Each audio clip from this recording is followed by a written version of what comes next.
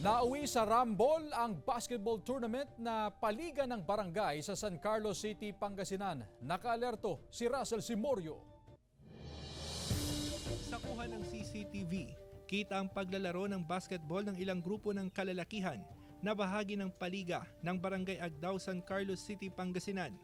Pero maya-maya lang, bigla na lang nagkagulo ang mga manlalaro. Pinagsusuntok ang player ng isang kupunan. Hindi raw bababa sa 12 katao ang nambugbog sa kanya dahil pati ang ilang taga-suporta sumali rin sa gulo. Umawat daw ang mga kasamang player ng biktima pero wala rin silang nagawa dahil sa dami ng nambugbog. Ang biktima, ang 24 anyo sa si Edgar, di tunay na pangalan. Nagtamo siya ng mga sugat sa katawan. Hinarang ko po yung sumasagasa yung isa, may dalang bola.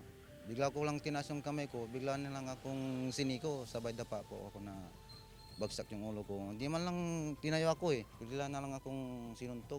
Dito po, sabi nila, pinaspas nila ng yung upuan. Marami daw sila nagbugbog. Tapos yung mata niya, tapos yung dito niya, yung maraming sugat. Aminado si Edgar na nagkainitan sila sa paglalaro ng basketball. Magsasampad na po ng kaso yung anak ko, kaya lang, hindi po sila nakikipag-ariglo.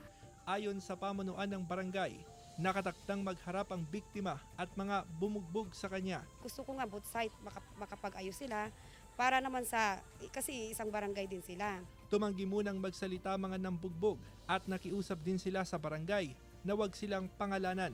Russell Simorio, One North Central Luzon.